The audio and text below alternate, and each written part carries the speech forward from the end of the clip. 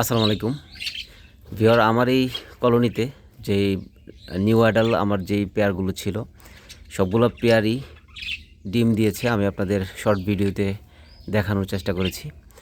তো recent viewer প্রত্যেকটা হাঁড়িতে ছোট ছোট বাচ্চা রয়েছে। প্রত্যেকটা ডিম থেকে এখন বাচ্চা বেরোচ্ছে। তো এই জন্য আমি পাখিগুলোকে তুলসী পাতা দিচ্ছি, কারণ ছোট যেই বেবিগুলো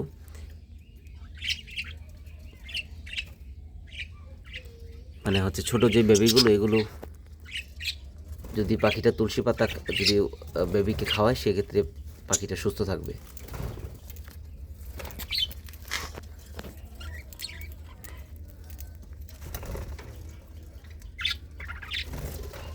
যাই হোক, একে একে প্রত্যেকটা পাখি নিচে নেমে আসবে।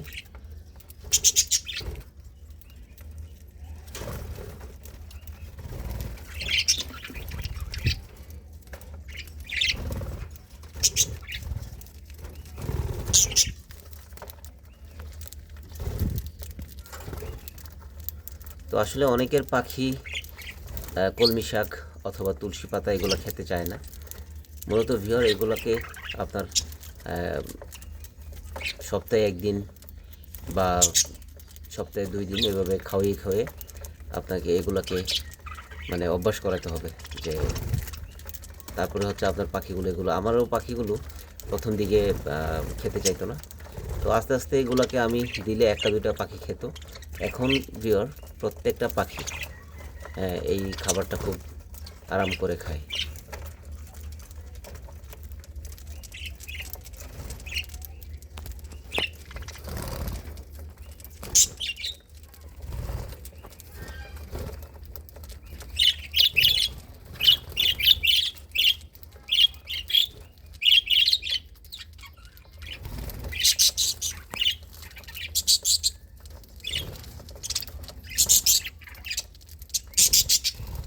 এখন ভিউয়ার এই ছোট যে বাচ্চাগুলো আছে, এগুলো হচ্ছে চীনা বা ধান কাউন যাই বলে, এগুলো খাওয়াইতে একটু প্রবলেম হয়। ছোট বাচ্চা, একদম ছোট যে বাচ্চাগুলো থাকে ওইগুলোকে খাওয়াইতে পাখিগুলোর একটু প্রবলেম হয়।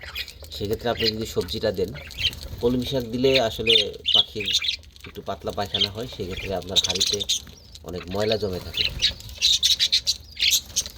আর এই তুলসী পাতাটা দিলে পাখির আসলে তেমন কোনো প্রবলেম হয় না। আরও যদি বিভিন্ন প্রবলেম থাকে পাখির, সেগুলো ভালো হয়ে যায়।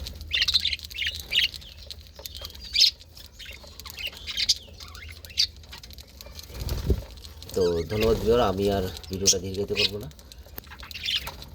আপনিও আপনার পাখিকে এই তুলসী পাতা খেতে দিতে পারেন।